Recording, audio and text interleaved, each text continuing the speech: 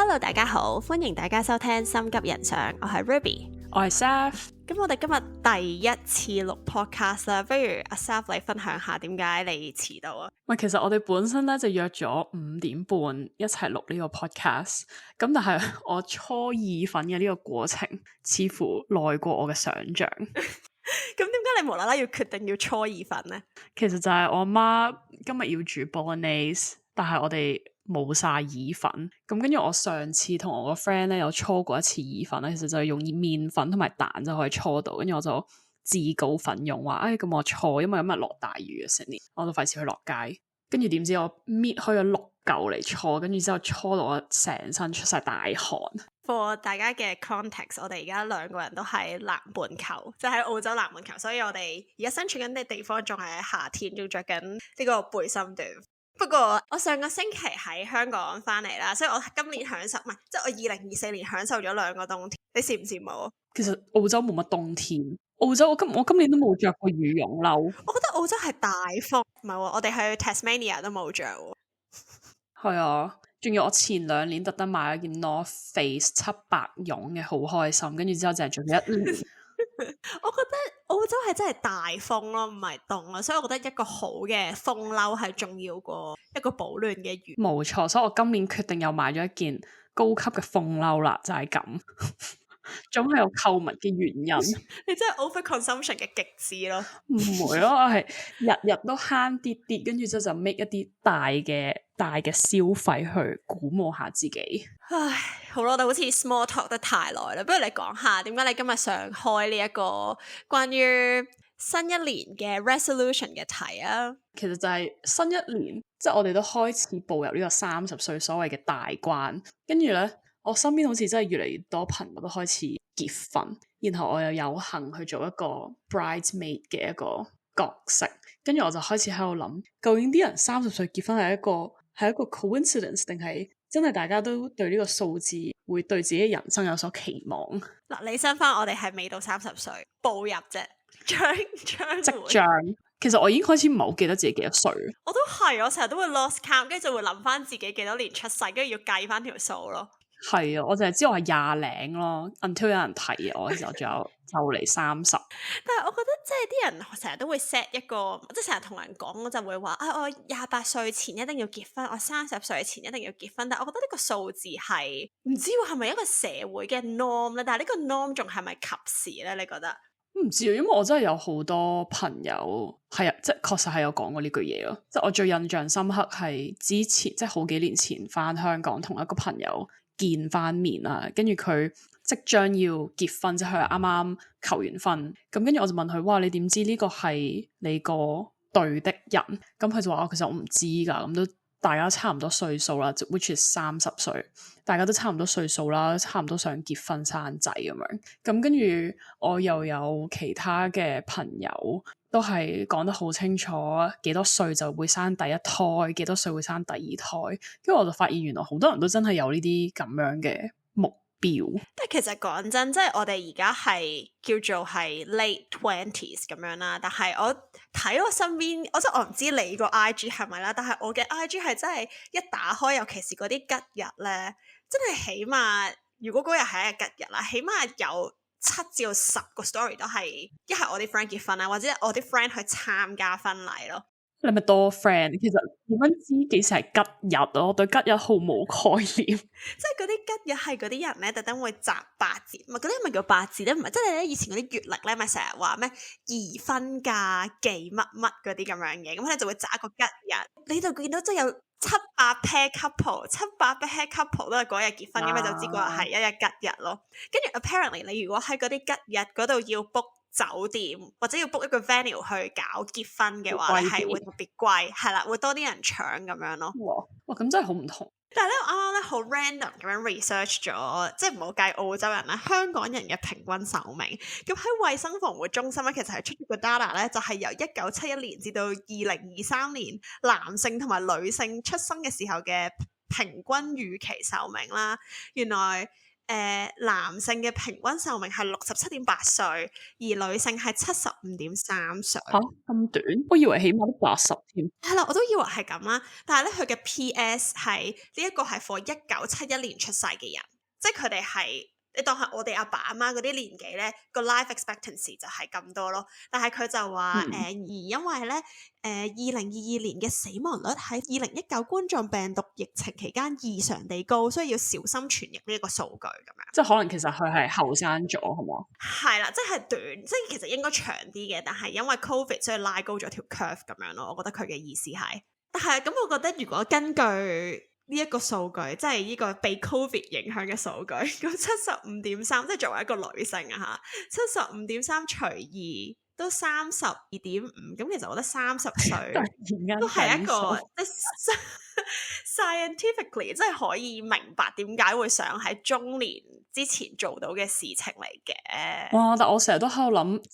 即係可能因為我屋企嘅長輩，即係除咗啲異常過身嘅原因，即係異常係講緊有啲奇怪嘅病啦嚇，我唔係講緊其他 case，但係都一般係80幾歲，跟住我身邊嘅人嗰啲祖輩都係80幾歲過世，所以我就會喺度諗30歲真係你要揾到一個人，你係覺得你係可以同佢 commit 到一個60年嘅時間，真係要好好咁諗清楚。所以我覺得對我嚟講，即係為咗數字就去同一個人開展一個人生，都係一個幾神奇嘅 concept。我覺得或者因為 peer pressure，即係我覺得好多人即係撇除嗰個數字係咪一個 social norm 啦，但係我都幾 pretty sure，即係可能係因為媒體嘅影響啊，或者可能自己身邊嘅朋友做咗件事，就覺得自己好似我都要咁樣做啊，即係點都會有少少朋輩壓力嘅因素喺度嘅，所以我覺得都可以理解點解佢哋會想喺呢一個歲數之前做咗呢一件事，但係我又覺得即係結婚與否係一件 uncontrollable 嘅事。展開講下 uncontrollable 嘅事，即係首先你結婚你需要一個 partner 啦，即係如果你係一個 single 嘅人，然後你喺28歲嗰陣時話我 single，但係我想自己30歲之前結婚，其實係冇乜可能，我即係都有嘅，即係閃婚咯。但係係咪一個會係一個 long lasting 嘅婚姻咧？又好似無從考究啦。但係我覺得首先你要有另一半同你 agree。即係要有另一個人同你 agree 要結婚，你先結到婚㗎嘛？你唔可以自己一個，我好努力，我做咗 A、B、C、D，我就可以結婚啦。咁其實唔係㗎嘛，你要有另一個人，而另一個人都 agree 同你想去結婚，咁你先可以做到呢件事㗎嘛。但係我覺得呢個係嗰個謬誤位咯，就係特別係 for一個異性戀嘅人啦，去到30歲嘅時候，已經好多人係即係 at least 而家係好多嗰啲叫做雙體嘅文化，係好多人真係 tick boxes， 即係如果你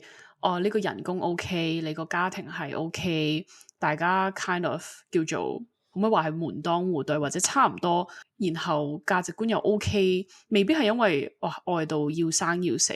都會願意去一齊去 make 呢個 commitment， 所以我覺得都幾 common， 即係為咗可能唔想話落單或者點樣，起碼即係 based on，譬如好似我個 friend 嗰個咁樣嘅 situation， 真係未至於係因為揾到佢嘅點講咧 soulmate， 所以先至去結婚。我覺得尤其是喺香港或者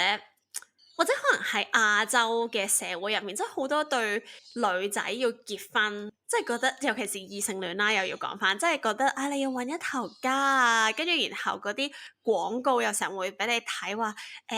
女仔加個家就係嫁咁樣，我咪又暴露年齡啊！你有冇睇過呢個廣告啊？我冇乜印象，但係你咁樣講，我唔肯定啊。但係你講出嚟又有啲快。佢係奇華餅家一個賣嫁女餅定唔知咩，好耐之前嘅一個廣告，跟住佢嗰個 tagline 就係女孩加個家就係嫁咁樣，即係其實好多唔同嘅文化 media 或者你朋友都不斷洗緊你腦，就係你女仔就要嫁人，要搵一頭家，要生小朋友咁樣。但係我覺得喺而家呢一個社會，我覺得特別係香港啦，其實係唔 feasible 嘅喎，即係首先你喺香港結婚，你有冇睇最近咧啱啱出咗個，我唔知我喺 Threads 嗰度見到咧，你知唔知而家咧香港人做咗個數據統計啦？你知唔知結一次婚要使幾多錢啊？你估下？80萬。咁又唔係，佢個 average 係40萬個中位數，40萬港紙，咁就包晒嗰啲咩venue啊、租婚紗啊嗰啲咁樣嘅。包唔包埋買龍鳳鈪嗰啲啊？嗰啲係阿爸阿媽買噶嘛，你唔使自己俾錢買噶係嘛？Sorry，對結婚真係零認識啊嚇。我會考慮埋嗰個 as 成個家庭嘅總支出咯，或者可能買樓買車咁樣，定係香港係咪唔咁樣？因為我知譬如好似中國嗰啲文化就係、女仔就要送車，跟住男嘅一定要有樓先可以結到婚，所以成件事真係零舍大壓力。係啊，我覺得就係呢一啲嘢咯，即係令到我覺得喺香港要30歲前結婚唔係個個都做到嘅原因咯，即係你又要你想搬出嚟住啊，要揾個地方租，或者可能有啲阿爸阿媽可能會俾錢，即係俾首期你去買樓啦，咁呢個另計啦。但可能你又要租一個 venue，然後又要有呢嚿錢，即係有呢嚿資金去搞呢一場大龍鳳。即係我覺得，除非你係嗰啲好 chill 簽個紙嗰啲，然後就大家繼續過大家嘅生活，咁我覺得都係可以嘅。但係係咪真係 necessary 咧？即係喺呢個歲數之前去 make 呢一個 decision？但我覺得相反，如果你咁樣睇，就係因為生活支出咁高啦，可能好多人反而會想快啲去投入一個新嘅小家庭，你就變咗你譬如買樓啊、儲首期啊、供款呢啲嘢就其實變到更加可以負擔，因為你變咗兩個人嘅工資去買一層樓。如果你一個人喺香港，真係都頗難去做到呢件事，所以可能好多人就會覺得咁不如快啲 settle down 去做呢件事，同另一半去供樓，所以都可能有呢個另一方面嘅 contribution。係，不過我覺得可能我哋兩個係比較對未來會有少少好有焦慮。你覺唔覺得我哋兩個算唔算對未來係算係頗有焦慮嘅人呢？即係你對未來係會成日好多諗我要 plan 好咗呢件事，但係其實好多人好多人，即係譬如好似澳洲人咁樣啦，即係我都識幾多，即係我啲同事，我唔知係咪因為我係一個比較 regional， 即係澳洲即係有分大城同埋係咪叫做我想講鄉村，但係鄉村好似有少少鄉鎮吧。係鄉鎮，即係鄉村好似有少少貶義咁樣。鄉鎮啦，即係啲鄉鎮地方，但係真係頗多人係20零歲咁樣就結婚㗎啦。為愛而結婚，我覺得佢哋係另外一個 YOLO 咯，即係可能喺我哋嘅角度，即係作為一個亞洲人或者作為一個香港人嘅角度，我哋就會覺得，你結婚又要諗錢，又要諗樓，又要 plan 呢 plan 路咁樣。但係澳洲人佢哋真係 YOLO 咯，即係佢哋就會話，喂，我好愛你啊，不如我哋結婚啦咁樣。跟住佢哋可能就23、24歲咁樣就結婚，跟住26、27歲，跟住就會生成竇小朋友咁樣咯。即係我自己住緊嗰啲咩話鄉鎮係咪啊？鄉鎮地方就係好多咁樣嘅 parents 咯。即係我自己，譬如我做返工啦，即係我係對小朋友嘅，即係我可以話我自己係 late 20s 啊。點解你要唔願意公布你嘅真歲數？跟住，但係我係真係好多小朋友嘅家長係細過我個咯。你覺得 Sydney 有冇同樣嘅，即係或者類似嘅 observation，或者身邊嘅人會唔會，即係身邊嘅澳洲人會唔會都係偏向比較早婚或者 YOLO， 覺得喂我要結婚啦就結婚呢？如果要 compare， 即係起碼我自己身邊睇到嘅個案，比起香港，澳洲本地人一定係比較少去話要睇門當戶對啊，或者可能一定要買到層樓先可以結婚作為一個 prerequisite， 呢個係確實係比較少。但我諗 Sydney 比起你嘅鄉鎮，我唔知你想唔想講個名？其實我係住 Gold Coast 嘅，係 Queensland 嗰邊一定係比較少你頭先講嗰種即係好年輕跟住結婚，都係比較多現實上嘅考慮，因為 Sydney 嘅房價都係全球第二，其實就係香港之後，所以呢度嘅租啊同埋買樓嘅各方面嘅壓力都係偏高，所以我覺得啲人都係比較多會諗咗有冇可能可以一齊做到呢件事先結婚，一定係多啲嘅，但係亦都比香港少。所以 on a spectrum 嚟講，可能偏中間少少嘅位置。不過澳洲嘅 divorce rate 係真係，即係離婚嗰個比率係真係比較高嘅，即係好多可能都係等小朋友大個咗之後就會離婚咁樣咯。就係即係我好多譬如一啲青少年嘅，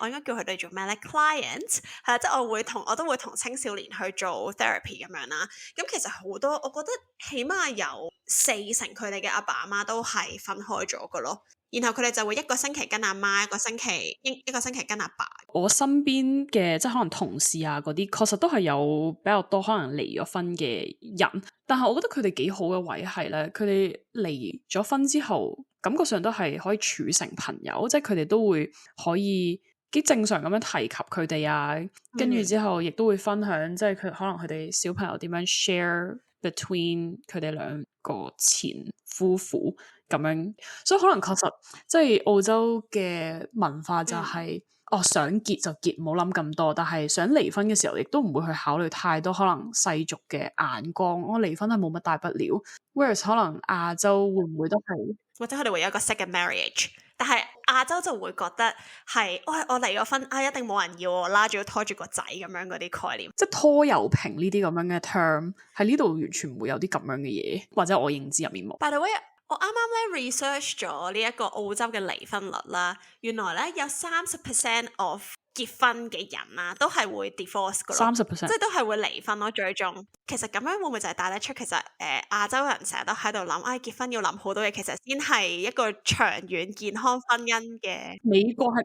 50%啊！哇，好多好高喎！但係我覺得可能佢哋都係 YOLO 咯，即係 YOLO 結婚嗰啲咯。咦？而家香港2019年係30%。35嚇，咁即係其實高過澳洲，應該唔係吧？佢係升咗18% 咯。我覺得 plan 有 plan 嘅好嘅，可能就係一個長 long lasting 嘅婚姻嘅關鍵咯。可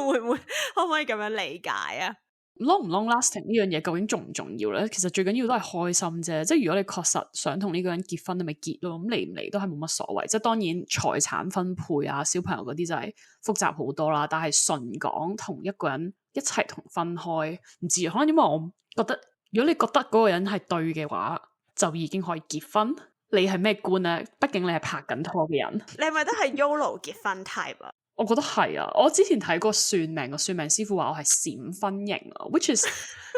我諗係幾有鼓舞性咯。喺呢個咁樣嘅 situation 下，即係你係咪就係嗰啲而家28歲識咗一個，跟住然後30歲前你都可以結婚咁樣啊？可能係。同埋我覺得而家呢個歲數，即係我覺得呢2年對自己嘅認知就係多咗好多，即係比起幾年前，即係 feel 到自己係腦筍係生埋咗嘅。唔知你有冇呢個感覺？但係我覺得有時 reflect 翻2-3年前自己同人講過嘅嘢或者做嘅嘢，比起而家真係好唔了解自己，同埋好 immature， 所以會。即係去翻你講嗰個 point，我覺得而家呢幾年真係可以睇得出，假設同呢個人覺得幾啱，即係結婚唔係一個需要諗太耐嘅嘢。不過可能呢個都係 theoretical 嘅一個諗法。我覺得我會係計劃型咯，但係純粹都係嗰句咯，我係一個處女座，我對呢個未來係比較緊張，同埋會想啲嘢 in control 少少咁樣咯。你係真係有一個好 structure 嘅規劃㗎？我覺得我會想要咯，即係我會，即係譬如喺驚喜求婚之前可以俾少少 hint 我咯，等我 get 到呢件事會發生咁樣咯。哦，即係呢方面嘅係啊，係話 OK。因為我之前真係有識一個人啦，喺 Sydney 識嘅，不過佢係中國人咁樣，跟住佢係嗰陣啱啱同一個男朋友分咗手啦，嗰個男朋友佢哋嘅關係係比較 toxic 嘅，咁佢都嗰陣好似28歲，佢就話哇好大鑊，因為佢係諗住30歲就一定要結婚啦，30歲就要同嗰個人買 house 啦，跟住幾多歲就要生仔咁樣啦，即係佢係有啲好明確嘅歲數要求，然後佢確實真係1年內即刻去 online dating 啊，跟住都同咗一個人一齊，但係佢本身都有同我哋講，覺得嗰個人係唔啱嘅，咁但係佢好快就同咗嗰個人結婚，然後達成晒佢講嘅嗰啲歲數嘅目標。不過當然我哋唔知佢內心真正嘅諗法啦，但係如果佢係純粹為咗 take off 嗰個時間上嘅目標就我明白啊，但係咧我喺度諗你個 friend 呢個 case 啦，即係覺得我唔係好中意佢，但係我為咗 take off 我呢一啲人生嘅 milestone，咁我就同佢結下婚啦咁樣，咁其實係咪佢背後有啲咩 trauma 令到影響到佢要做呢一個決定咧？即係呢個心理學嘅角度上嚟講，因為我覺得喺現代社會啦吓，即係喺我哋而家呢個年代，甚至乎可能係早我哋1-2個 generation 嘅人都好，其實我覺得呢個社會對單單身嘅接受程度，即係對單身呢件事嘅接受程度已經高咗好多噶咯喎。即係我阿姨啦，希望佢唔好聽緊呢個 podcast 啊。即係我個阿姨係冇 consent 呢個故事。係零 consent，即係我阿姨佢係佢而家幾多歲咧？佢老過我阿媽，咁即係佢應該都50幾歲，但係佢係從來都冇結婚，但係歲數好似冇乜所謂。唔係 anyway，即係佢已經50幾歲，但係佢係一直都係單身，即係佢會有時佢有男朋友，有拍過拖，會帶翻嚟屋企食飯咁樣嗰啲，但係從來都冇結婚。但係我覺得個接受程度，即係我覺得已經係一個 norm 咯，即係。可能我由細到大已經被 expose，覺得呢件事係 OK，所以我覺得可能我哋呢個年代對於呢一個 milestone 嘅，即係呢個數字上面嘅 milestone 嗰個睇法已經會有少少唔同咯。即係以前可能會有好多 stigma 話，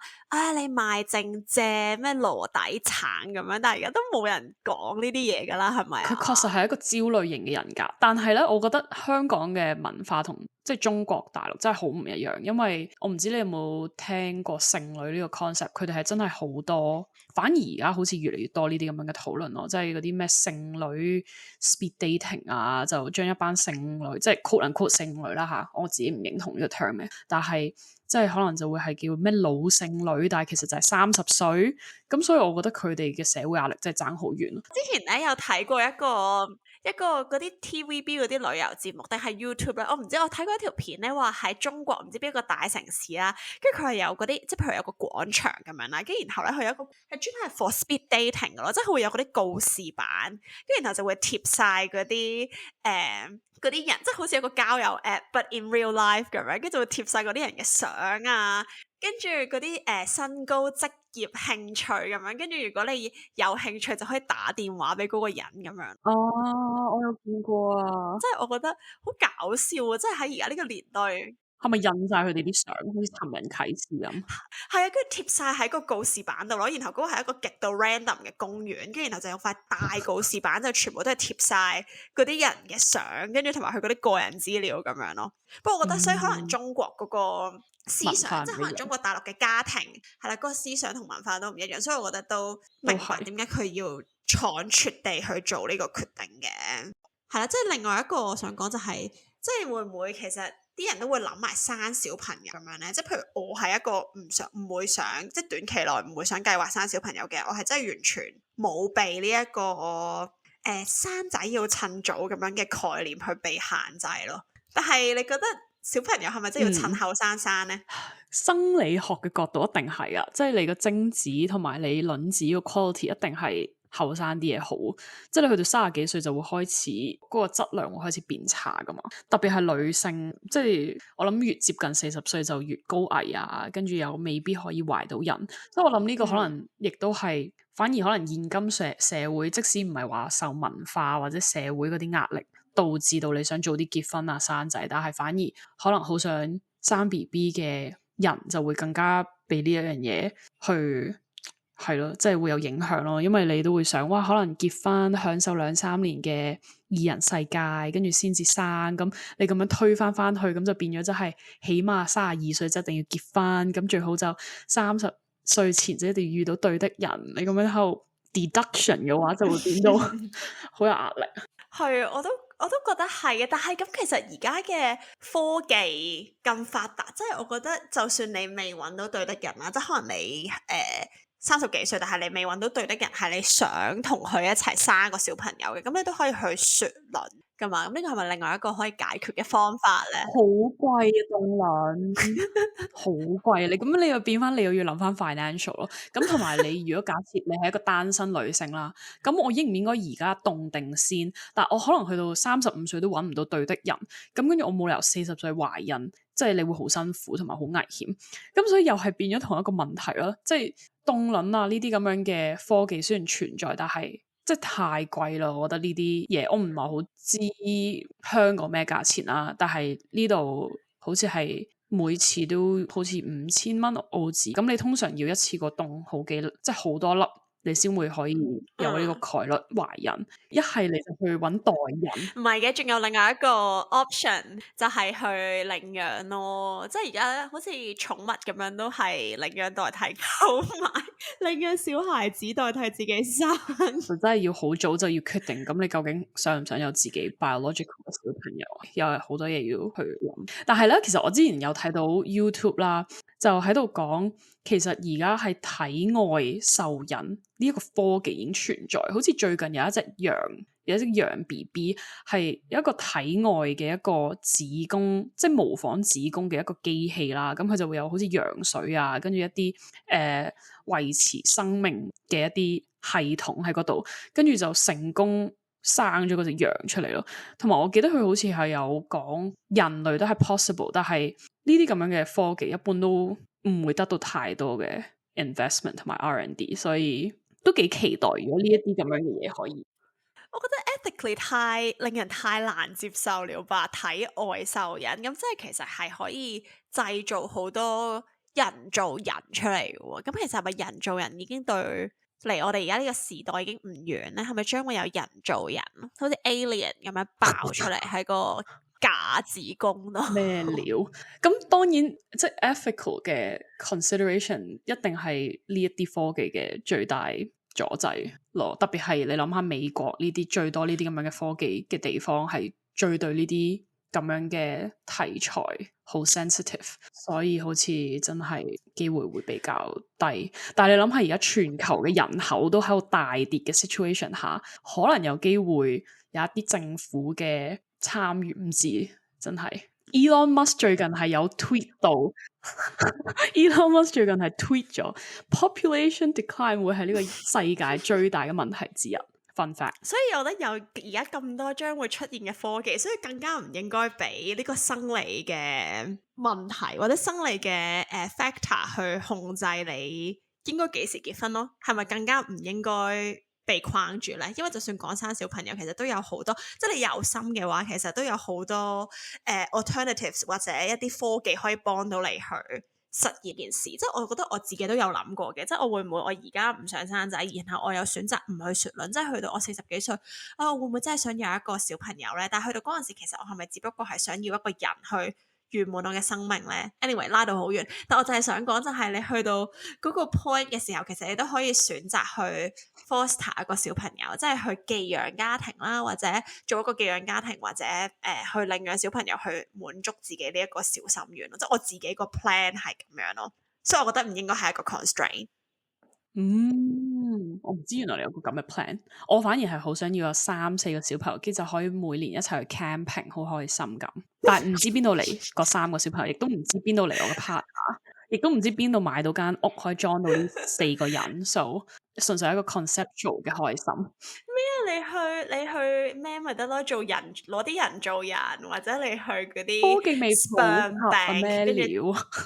我唔想做單親媽咪，好辛苦呢條道路。好啦，咁你都有好多控制唔到嘅 factor 喺你哋一個夢想入面，但我相信你會成功噶。好多謝你啊！我覺得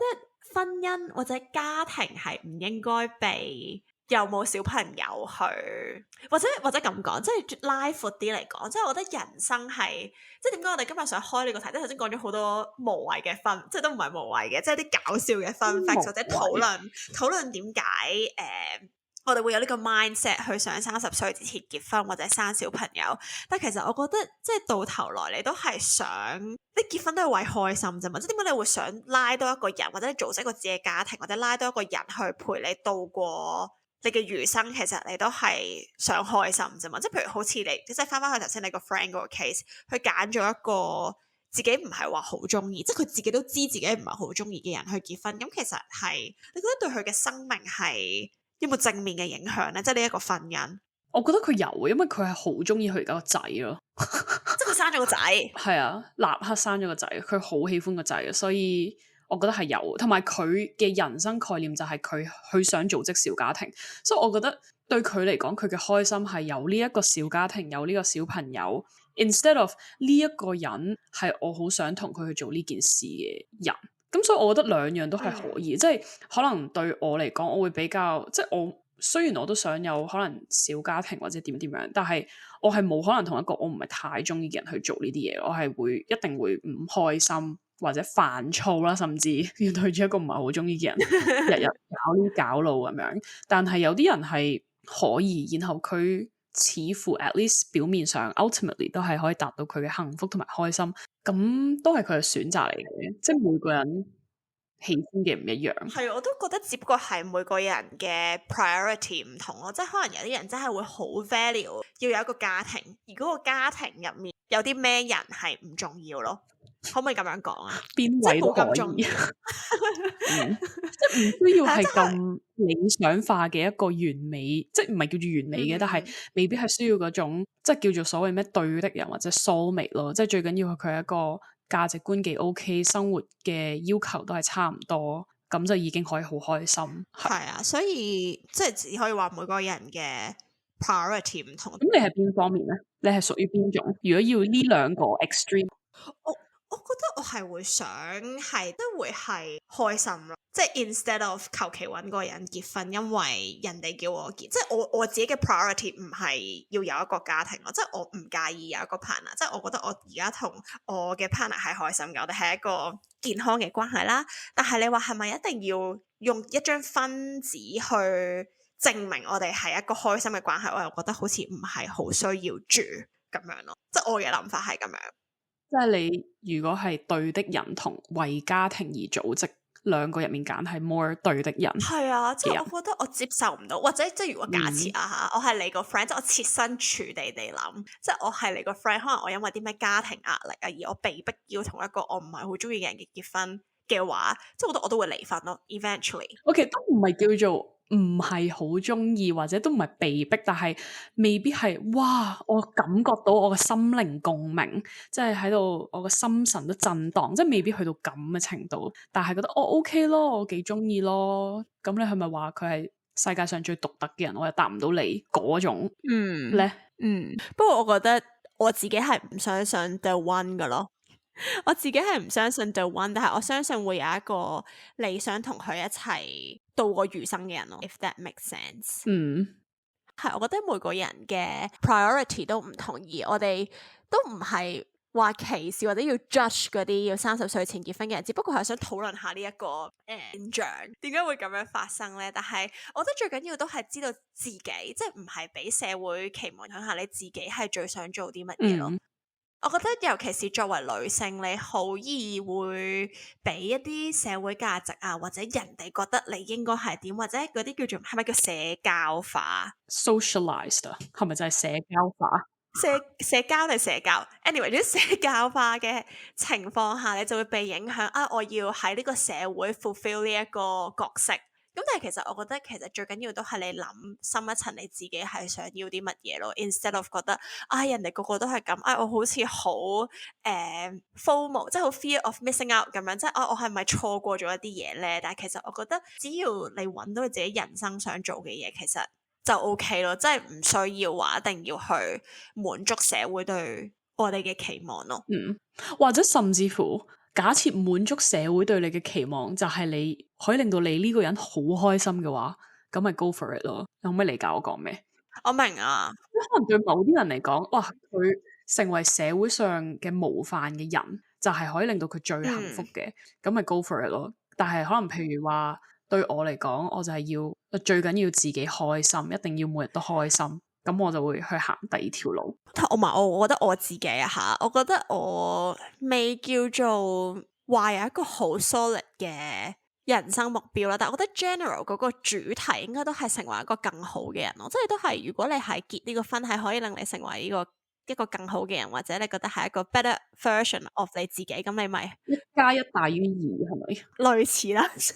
你咪去做呢件事咯。我都幾認同啊呢個。係啊，同埋我覺得即係最多咪離婚咯，即係而家又對離婚嘅 stigma 低咗咁多嘅時候，其實好似都冇乜所謂，即係好似拍拖跟住唔啱咪分開咯，即係同一個意思。不過只不過係你要去做多一個法律程序去結束呢段關係。你覺得單身有冇啲咩咁可怕咧？作為一個單身嘅人士，你覺得單身係咪真係咁可怕咧？我覺得喺澳洲係明顯啲嘅。我覺得 Sydney 或者澳洲 in general 都係一個比較幾適合一個好平淡而幸福嘅人生，即係比較 settle down 啊，跟住大家做嘅都係比較普通啊，然後好多同事譬如放工放假都一定係同屋企人家庭同埋譬如老婆仔女咁樣去 spend。咁但係譬如好似我喺香港嗰陣咧，即使啲人係可能結咗婚或者拍緊拖，好多時候佢哋啲 weekend activities 啊，或者放咗工之後啊，都係會可能出街同 friend 食飯，同唔同人做唔同嘢。咁所以喺呢度，我覺得嗰個點講咧，比較突出自己嘅唔同，因為好多人喺我呢個歲數喺澳洲都係頗 settle down 啦。咁所以譬如我之前我嘅 friend group 啦，全部人都係一個 couple 咁樣嘅狀態。咁我嗰段時間都有好迷茫，即係覺得哇，點解得我一個咁？跟住我就覺得每次出嚟就係喺度望住大家喺度拍拖都幾冇癮。所以我覺得喺澳洲係明顯啲。即係你覺得係咪？你覺得單身係咪都可以有非結婚 related 嘅目標咯？即係我大概係咪太 broad 啦呢條問題？咩叫非結婚嘅目標？即係我覺得可能你而家嘅 goal 係會比較自己，或者可能即係嗰啲叫做咩自我發展，係你 focus 喺自己嘅發展同埋你嘅職業，即係你嘅 career 多少少咯，而唔係我一定要30歲之前出 pool 咁樣去框死自己。係即係其實我哋識咗好耐噶啦，我哋呢幾年同大家都會有分享每年自己嘅有啲咩新一年嘅目標咁樣，你都從來我都冇聽過你分享話我要出 pool 咁樣嘅example。我覺得呢個唔係一個目標咯，即係我覺得你唔知，可能因為我就係嗰種對的人嗰種人啦。即係我覺得你唔會係點講咧，即係你唔可能話我要你就會遇到嗰個人。不過我亦都有反思，我覺得我有 reflect on 我覺得我之前太佛系啦，即係我就會覺得可能因為喺香港咧，譬如 meet 人好容易啦，或者我啱啱嚟嘅時候都喺大學，咁所以 meet 人都係一個好容易嘅事嚟。咁但係而家出咗嚟社會幾年之後，確實真係好難去譬如突破自己嘅圈子，遇到好多好多唔同嘅人。我就覺得我呢幾年確實係有少少佛系咯，即係可能就會覺得我好 comfortable 啊，然後我又幾開心啊，然後我已經夠忙啊，咁樣就冇特登話哇我要去用 dating app 或者我要點樣點樣，即係 as you said like 我要出 pool 咁樣，完全冇啲咁樣嘅目標。我都覺得可以即係 take a step forward 係 more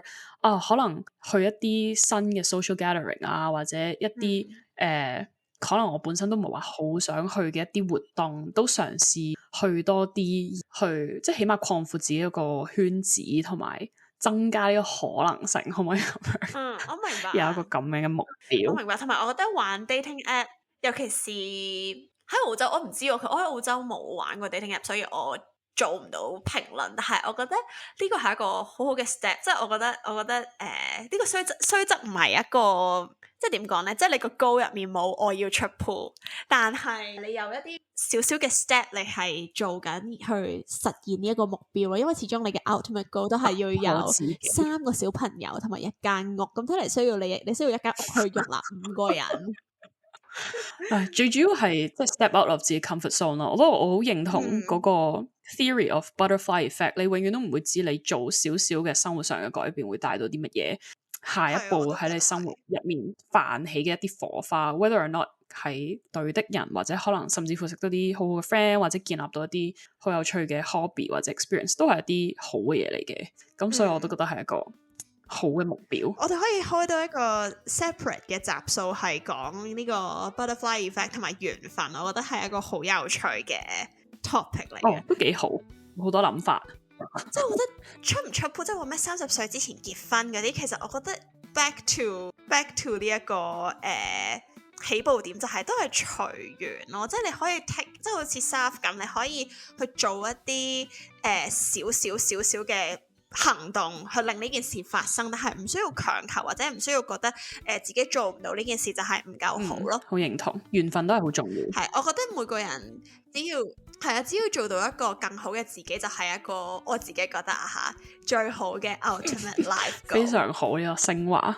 係咪啊？ O 唔 OK 啊？係咪有少少反自我嘅反省啊？係，我覺得唔錯。我覺得係咯，即係人一世物一世，其實都係想突破自己同埋開心啫。其實就係咁簡單。係啊，我哋而家係咁喺度 give 啲 pep talk， 跟住點知冇人去想聽我哋嘅 pep talk， 就係想聽我哋去 gossip 咁樣講 juicy。Anyway， 希望大家今日會有少少得着啦，或者會再諗多啲其實點解，即係或者身邊嘅人，或者點解自己會有呢一個覺得喺某一個歲數之前就要做到某一件事嘅呢一個 mindset 啦。咁多謝大家今日收聽，如果想我哋討論你嘅問題嘅話，就 IGDM 我哋啦。中意我哋嘅話，就喺你聽嘅平台度留個5星好評。我哋下次再傾啦，拜拜。